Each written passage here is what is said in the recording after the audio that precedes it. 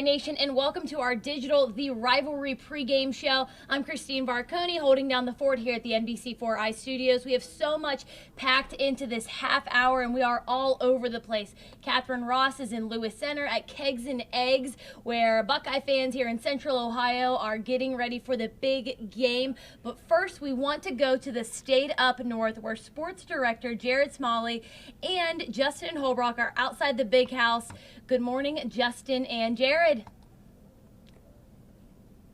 Good morning, Christine. It is a classic Ohio State-Michigan morning. It is cold. However, the forecast is getting better. That's great. It looks like it anyway. Looks like we might have a little less precipitation in the forecast than we thought we might have in the afternoon, so it looks like that may hold off till later in the evening. That, I think, is pretty important because I think you take that factor out of the game. It's about the offense. It's about how you pass the ball. It's about how you throw the ball. That's not necessarily a huge factor today. So when you were up here this week, Justin, what was your – I guess when you came back, you kind of gave us the idea that it's a very confident team at Michigan. Yeah. Take us through what you heard from them this week. I think their key thing is that they know Ohio State doesn't make a lot of mistakes, especially on offense. When you look at Justin Fields, 33 touchdowns, 1 interception. But what they're focused on was what happened last week. 3 fumbles against Penn State. That let Penn State back into the game. So their big thing was let's make them make mistakes. So if we can do that, we have a chance of winning. It's very Jim Harbaugh. If they make very minimal mistakes, force Ohio State to make some uncharacteristic ones like last week, then this team thinks they have a shot to beat Ohio State. We should let you know where we are right now. We'll talk a little bit more about the game in a second. We are on the outside of the stadium. This right back here at the end there, that is the tunnel. That is that classic single tunnel that you have in Michigan Stadium, so the two teams share that tunnel. Michigan is on that side. Ohio State, by the way, they'll be here in about a half hour. They'll be in this locker room on this side. They share the tunnel, and it gets real awkward in those exchanges in between the obviously before the game and then at halftime. So that gets weird.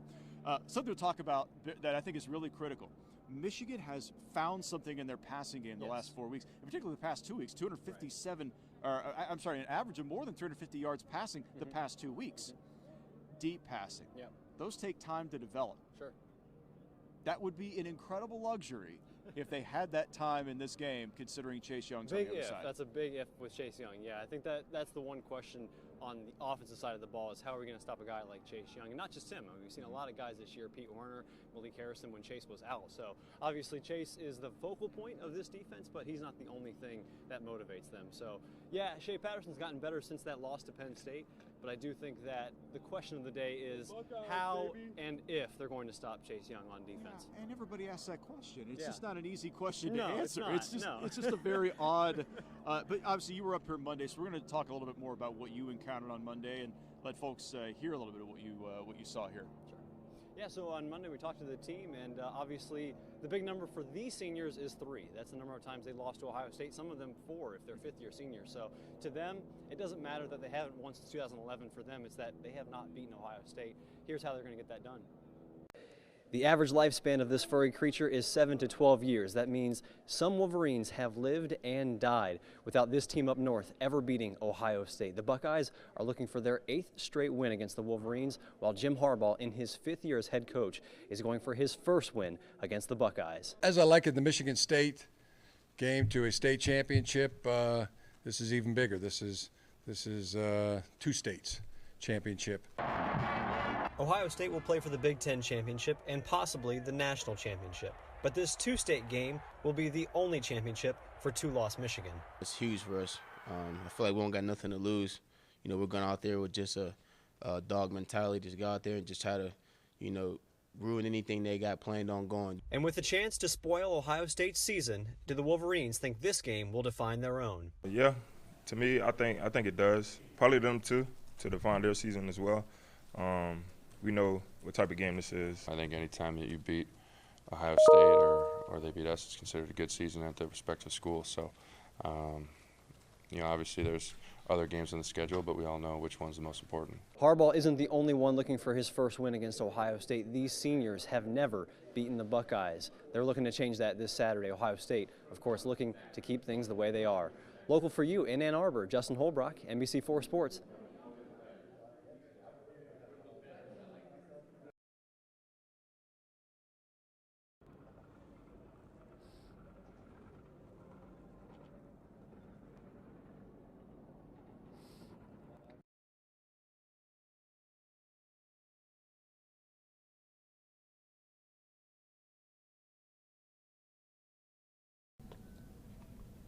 Jared and Justin are outside the big house right now. I think we may have lost touch with them, but that is okay.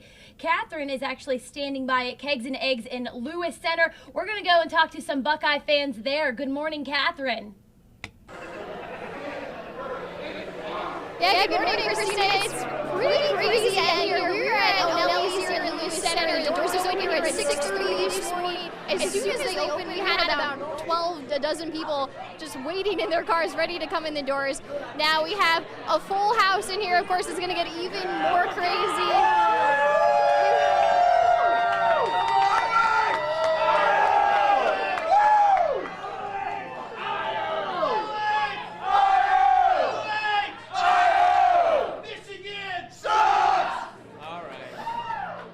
If this is any indication of what the rest of the game is going to be like, it's going to be one crazy party in here.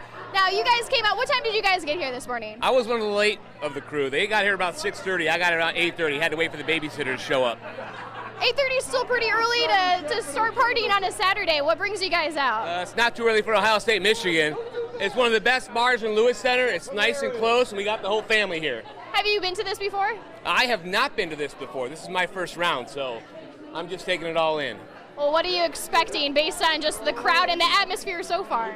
I just want to, well, I don't know if I want a decent game or not. I really enjoyed when we throttled Wisconsin 59 zip, so if it's a throttling, I'll take the throttling. Very confident fans in here. We like to see that. We have everyone decked out in their Buckeyes gear. With some people, the first 100 people actually got some special T-shirts, and they've been wearing those. About 100 people got those there. Now this party is undefeated so far, 7-0, and they want to win another game today. Now we have these folks over here too. I know you guys that were actually watching this morning, and you came out after you saw our live shot. Saw you up here. I live like a mile away, and said, well, let's go up there. So here we are. Have you been to one of these Kegs and Eggs parties before? It's my first, so it's fun. It's a great time. Now, what are you expecting for today's game? I know some people are a little bit nervous with the conditions and how good the other team is. That's our prediction for the game. Pain. That's a Michigan quarterback pain, delivered by number 2. And what do you think of the atmosphere here at this party today? Awesome, man. Joe, the owner, is a great guy. It's an awesome place in Lewis Center, and been coming here for many, many years, but it's community friendly, family friendly, and get together with my buddy for years and years, so. It's tradition. It's been a tradition for a lot of people here in Lewis Center. Now, traditionally, this is an Irish pub, so they have a big St. Patrick's Day party, but they say this is the second biggest party that they have every year, attracting more and more people every single year. Of course, kickoff is at noon today, so we're only expecting this to ramp up as the morning goes on, Christine. All right, Catherine, thank you so much for reporting for us. Looks like a really good time there in Lewis Center. That's awesome that they saw our broadcast this morning and then headed over that way. So cool. But for our fans up north who made the trek, about 3 hours, 15-minute drive up to Ann Arbor, I actually went on Monday and kind of got a tour of the city by the really nice people of Destination Ann Arbor. And I'm going to show you guys right now some of the things that you can do if you plan on spending the night in Ann Arbor. It's a really cool downtown area that they have. Go ahead and check it out. If you're headed to the big game this weekend and there's a little bit too much maize and blue for your liking here on campus, then you can head down to downtown Ann Arbor and check it out as a good alternative. There's so many great restaurants, so many great shops, and there's just a really unique flavor and terroir of Ann Arbor that I think is really special and charming. From Carytown to Main or State Streets in downtown, you can't go wrong. You can find every spectrum of the food, every spectrum of whatever drinks you like, if it's a non-alcoholic to an alcoholic beverage. It's a very walkable city with 2 theaters, a public market, street art, and an appreciation for what the game economically does for the town of around 120,000. When our hotels look at their budgets and they look at their planning, this is one of those games that they look at and say, this is going to be a good year financially for us. When this game's down in Columbus, it obviously affects them. So it impacts the restaurants, it impacts the hotels, and impacts just about everything in this whole area because there's so much excitement about it. Outdoor wear shop owner Ed Davidson has been in business in downtown Ann Arbor for 48 years. Football weekends, business goes way up. Especially when they underestimate Mother Nature, their shop keeps them Warm and dry, so if it's a rainy game, we're exceptionally busy, and if it's a cold game like it's undoubtedly going to be this weekend, we have everything people need. I've placed a more in-depth guide to Ann Arbor on our website, NBC4i.com. I've got what you can do, see, and eat there, so go ahead and check it out. Local for you in Ann Arbor, Christine Barconi, NBC4. All right, guys, bye. Welcome back. We are back live here on Facebook. We went down for a second, but we are back now. Thank you so much for watching. Again, you can check out that guide to Ann Arbor if you are a Buckeye fan there on NBC4i.com. I visited tons and tons of local restaurants and cafes and shops, and everybody was very friendly to me. And now I did avoid the letter M in that package. Another place you will not find an M this week is on campus or the near vicinity near campus. Danielle Grossman actually got a rare, very, very rare glimpse at some of the mysterious M crossing out. Go ahead and check that out. From on campus to even off campus, M's are being covered in red tape, all to send a big message to that team up north. I'm excited because it's my first rival week, so it's hype to see. So is everyone else. Because we're from Ohio. It's a tradition I keep on looking forward to. It's a major, unavoidable tradition that clearly states what this week is and how we feel about that team up north. But the minute I saw every street sign covered in red duct tape, I just started laughing. Red tape everywhere, literally covering every single M you can find. Even here at NBC4, we're getting ready too. But the funny thing is, for those M's on campus, no one ever sees the people who do the taping. Secret, in the night or something, but yeah, it's fun. That's right. Overnight, heading into the Monday before the game, they tape. So I don't know who's doing it, but I've seen the X's. This time, we saw them, caught them red-handed, 3:45 in the morning, covering up those M's decked out in black. But as soon as they saw we were NBC4, they booked it.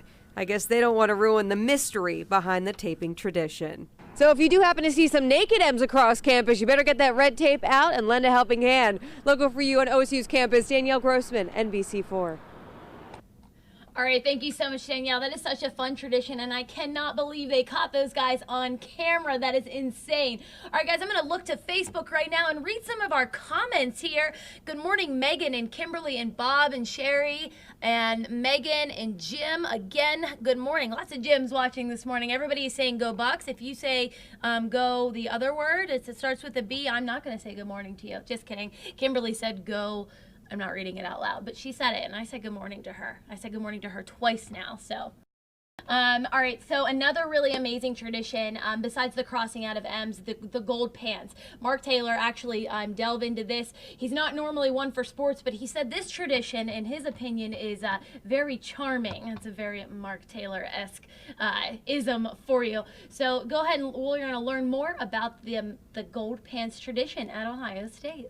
There's just nothing like it. It's the greatest rivalry in sports. Zach Boren knows a thing or two about pants, particularly gold pants. It's something that you keep with for your entire life. He has 3 pairs of these, gold charms, symbolic to the Wolverines pants, given to Buckeyes only if they win the rivalry game. They have the year on them and the score. And his gold pants are in good company. Combined with his former Buckeye brothers, the Borens have enough to suit up almost everyone on the gridiron. 10. We have 10 pairs of gold pants. All 3 are members of what's simply called the Gold Pants Club. It's probably the most unique thing in college football. Former player Matt Finkus helps run the club, one that started back in 1934. When then Buckeyes coach Francis Schmidt was asked about facing a long-lasting losing streak against Michigan. Francis Schmidt replied they put their pants on one leg at a time just like us. He went on to win the next 4 years. Since that year, 43 Buckeye teams have gotten gold pants, each charm a shining legacy of an enduring tradition. It's a token about something that's bigger than you. You're part of something that's bigger than you. In a larger-than-life rivalry that for fans and players is like no other. There was nothing better than playing in the Ohio State-Michigan game as a player. Where emotions run high and anything can happen. It doesn't matter what the records are leading up to that season. It's still the game, and it's the game for a reason.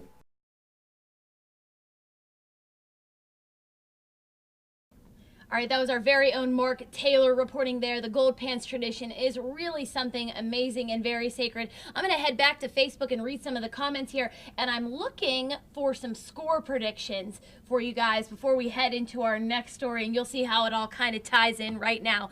Good morning, Mabel. She says, go Buckeyes. Maria says, IO. Good morning, OH, everybody. Oh, we've got Rhonda Smalley, Jared's family, watching from West Virginia. Good morning, Smalley family. Big Buckeye fans down there in West Virginia. Thank you so much for watching. Very exciting day. Gina says, OH, I'll give you an IO. Good morning, Gina. Good morning, Thomas and Stephanie and Ed. He says, I love Ohio. I love Ohio too. Ed, thank you so much for watching. Debbie as well. Debbie Lyons, good morning, and let's go Buckeyes. All right, Mary Jo also says, let's go Buckeyes. Good morning. Thank you so much for watching. And we want to also say good morning to all of our Fox 8 viewers that we have in Cleveland as well. They are watching this live stream. A big day for them because, of course, they have the big game on their air, which is very exciting. So, all right, so I asked for some score predictions, and it looks like they are coming in. Jason says he thinks it's going to be 33-17 Buckeyes. Jim, ooh, he's got a bigger a margin there, 45-21 Buckeyes. Now, I asked for this score prediction. I don't know if you've seen this story already. It's been a very, very popular one on our website, but certainly worth showing again because I like what this woman had to say. Daniela Vidal actually went to a psychic to see exactly what she thinks and how this game is going to turn out. We don't have a magic 8-ball or tarot cards, and even though we do have sports director Jared Smalley, he can't entirely predict the Ohio State-Michigan game, but that doesn't mean we couldn't find someone who can. Now let's go inside and see what our future holds. Since 2008, astrologer Jennifer Lopez has been predicting the Super Bowl. I think I've probably been correct about every year. So we knew she was the perfect person to sit down with to predict our rivalry game. As the Buckeyes prepare to dominate that team up north, we know we don't need a psychic to tell us that, but just play along for the fun of it. Lopez looked at 3 psychic tools: Astrology, numerology, and tarot cards. We dove into astrology first. The Ohio State coach is a Pisces and the quarterback is a Pisces. With the Michigan coach, he's a Capricorn and the quarterback's a Capricorn. That's pretty unusual. Then Lopez looked further into the top players on the team. J.K. Dobbins is a Sagittarius. Sagittarians have the best luck this year. Okay, so we nailed the astrology portion. As for the numerology portion of the reading, Lopez looked at the jersey numbers for big players such as Chase Young. He's number 2. J.K. Dobbins is number 2. We're going into a number 2 year, 2020. And so both of those guys, numerology-wise, should have pretty good luck. However, there is another aspect of the numerology portion, but we won't bore you with that part. If you have a friend or frenemy who actually likes that team up north, head to our website, NBC4i.com. Now for the fun part, tarot cards. Is a win in the cards for OSU. Each deck is shuffled beforehand, and Lopez says she picks the card that sticks out the most to her.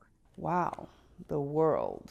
The Buckeyes have a great chance given that card. We had to play fair and pull a card for that team up north, even though we didn't want to after already getting one of the best cards. 5 of Swords. So swords, in my readings, mean challenges. Lopez says this could indicate that it will be a close game. There may be more challenges for Michigan than for Ohio State. I know I sound biased, but that's what I'm seeing.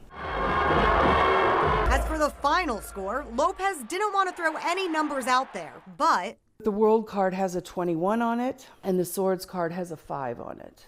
So those numbers are probably significant in some way, too. So whether you're a believer in this kind of stuff or just think it's taboo, the numbers will tell on Saturday. I always tell my clients, take it with the grain of salt on which I'm offering it. You know, it's just for fun.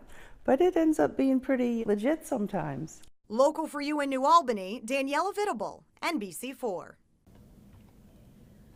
What a cool story there, Danielle. Lots of people digging that one. Let me go back to the Facebook comments to see what the score predictions are there. Carol says, go Bucks. She thinks it's, that's the closest score prediction that we've seen, 36-24 Buckeyes. She says, Eddie says he's made a comic book for Coach Ryan Day. That's pretty cool, Eddie. Why don't you send that our way? We can check it out. Very cool. Smitty and Kathy, they say they are watching down in Florida. Go Buckeyes. Thank you so much for watching, Smitty and Kathy. We hope you are enjoying warm, sunny Florida on this Rivalry Day, Saturday. All right, guys, thank you all so much for watching again there on Facebook. Make sure you're commenting, letting us know where you are watching from, as well as the score predictions there. Another thing that we wanted to bring to your attention is a really cool story done by our own Jason Aubrey.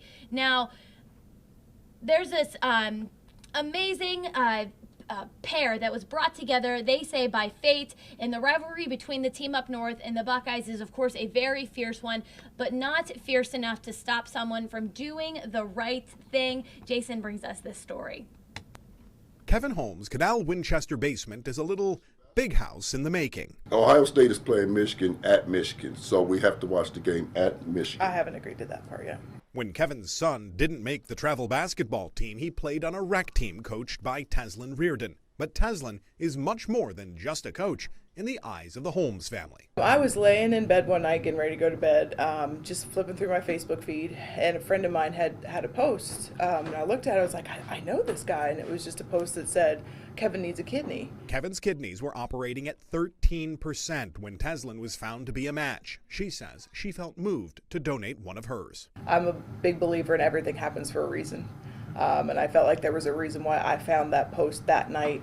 And when things got real serious, the rivalry between universities was the tension breaker. It just made it more fun, and it made it a little bit more relaxing for the two of us, because we had something that we could just take the nervous tension out of the room just by joking about the game. It's been a few months since the surgery, and the rivalry is front and center this week. But they say it's tempered by something bigger. It was meant for him not to make that team, even though he was at a level to be on that team. God already had it planned for him not to make it so we can meet Tesla. Does God have a plan for Saturday? Yes. God is a Buckeye fan. God is always in control. He made sure the game was played in Ann Arbor. Taz is still petitioning Kevin to watch this game at a neutral site, but I don't think that's going to happen. It looks like she's just going to have to come out here to Canal Winchester and watch the game from Kevin's little big house. Local for you in Canal Winchester, Jason Aubrey, NBC4. Thank you so much for that story, Jason. Brings a tear to my eye. I absolutely love that story. Good thing. Let us know where you guys end up watching that game if you are watching the live stream right now. I have a feeling they'll end up in Canal, but we'll see. All right, we're actually going to get the last final words of our web stream. I can't believe it's been almost a half an hour already. We're going to check in one last time with Catherine at Kegs and Eggs in Lewis Center, where it is really filled up there, Catherine. Looks like they're having a ball. I think I see a guy in shorts, though. What's that about? Yeah. Good morning, Christine. Things are getting pretty loud in here. This started at 6:30. We're at O'Nelly's. This is off Pelowers Parkway here in Lewis Center, and these folks are getting rowdier and rowdier. You can imagine by game time just how loud and crazy it's going to be in here. So they had a full breakfast this morning. A lot of people have been indulging in some beverages. Now, what time did you guys get here this morning? We got here at 6 a.m. We waited for the place to open up. What makes you do something like that? Big Ohio State fans. Now, have you guys come to this Keg and Eggs event before? This is my first year. What's your impression of this atmosphere? I mean, it's only 9-something in the morning right now. I think there are a lot of Buckeye fans and a lot of people that like to have a few drinks now and then. Any predictions for today's game? Ohio State's going to win 40-12. Okay, all right, that's a solid prediction. You might disagree with that. What's your prediction for today's game? Who says 12 as a score? So were you out here at 6:30 this morning too? We were the first ones in the parking lot. What makes you do something crazy like that? Get up so early on a Saturday morning. It looks like you guys are having fun though. We're having a ball. Come out and join us. What does this say about Buckeye fans just to see the atmosphere and how much fun everyone's having? It says everything anybody already knew. It's a good time to be a Buckeye fan. Always a good time to be a Buckeye fan. Absolutely. I think that's the consensus out here. Like I said, kickoff is at noon today. Things are just starting to ramp up here in Lewis Center. Of course, we'll give you a look at this later in the shows tonight as well, Christine. All right, Catherine, thank you so much. We were kind of giggling back here at that 12 prediction. I mean, what are they going to get? 4 field goals? That's all right. I'd be happy with that. That's for sure as an Ohio State alumni. All right, final word from Jared and Justin there at the Big House. Looks like they are gathering with some fans there along a barrier, maybe hoping to see some Buckeyes. Jared and Justin, what did you guys think about that score prediction, 12? Yeah, you're spot on correct. That's exactly where we are. We're the Buckeye team. They're going to be arriving a little bit later than we thought they would be. We were just told that a few minutes ago. So they'll be about 15 minutes later than they thought they would be. So we might not catch them here in the show, but we are going to stream that for you at NBC4i.com. So when the team arrives, you'll see it here. And that's basically where we are. It's a big pen. And there's a lot of people now. Exactly. Very popular spot. Before we go talking to some folks, there's some folks up here I want you to meet in the front of the line. You heard all the score predictions. By the way, hi, Mom. glad to see Mom's on the show today. Biggest fan. You heard all those score predictions. I think it's curious how confident the Michigan fans are. Yeah. And I think that's striking to me because they've watched the past few games. When you were up here this week, we talked about that earlier. You got that sense from them. Yeah. Where do you think that comes from?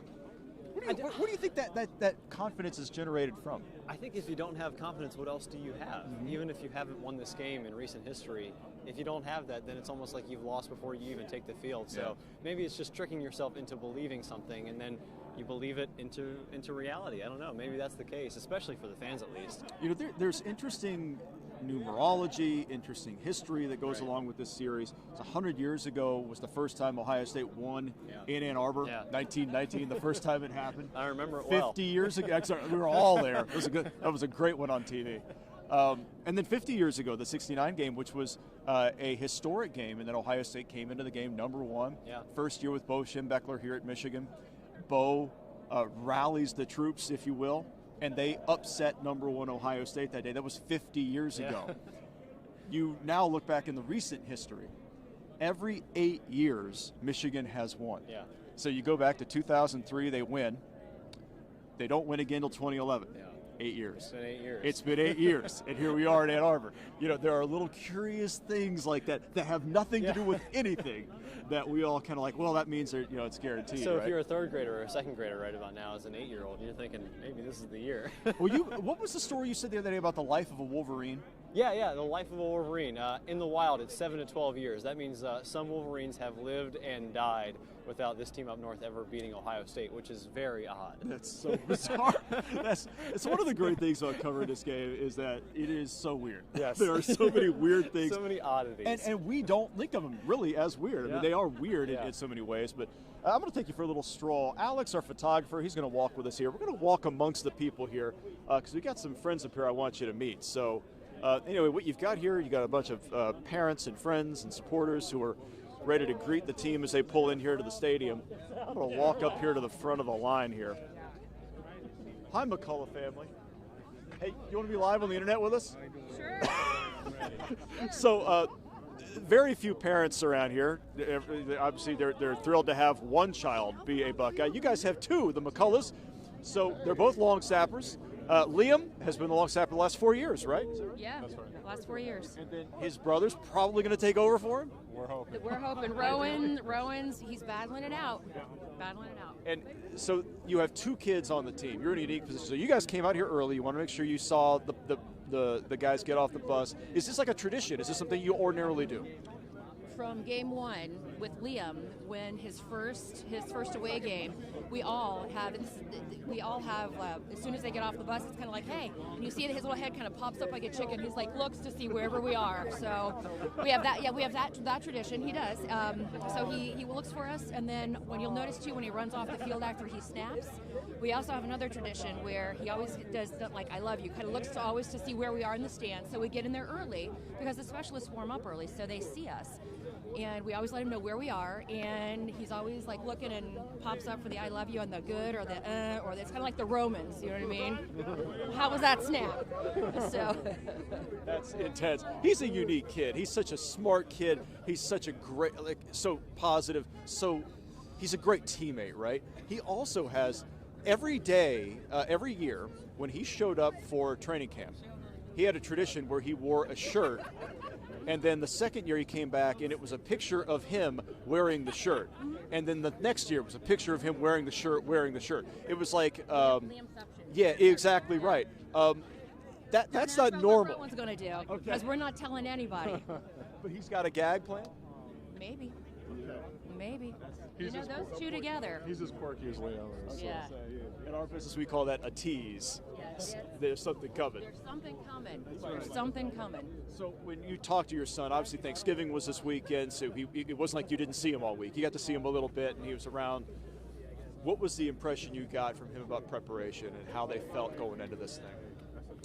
Well, I think he's always takes the game, regardless of the game, he takes it the same way.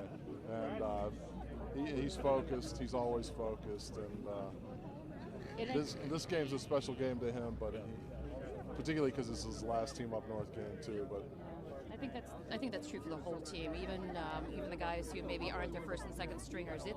It's a culture, especially with this game. It's from the last game to this one, it's like one game at a time, and it's intense focus all the way through. And then again, too, they live this game all year round. It's not like it's just, and I think Coach Day said it too, it's not like it's just, okay, we're worried about Team Up North this week. It is, you see the clock in the Woody. You know, it's all year round. So I think everyone's like really ready, and it's that intensity, that lead up to, everything that culminates in today. It's interesting. Liam's a Central Ohio kid, grew up in Worthington Kilbourne grad, and so you all grew up in the culture. So gold pants, for example, are a very big deal. You don't have them with you. I know right now. It's okay. I got two. You have them with you right now? No, I don't have them. Okay. So I've got two chains. So I've got the shorter one. I've got 4, and then I've got a longer chain, and I got 1 because Rose got 1 on him. So I'm hoping for 5 and 2. So, because there's a little bit of like, do I wear them? Do I not wear them? Because they kind of ring around, and you don't know what the culture's going to be like up here this year, or kind of what's going on.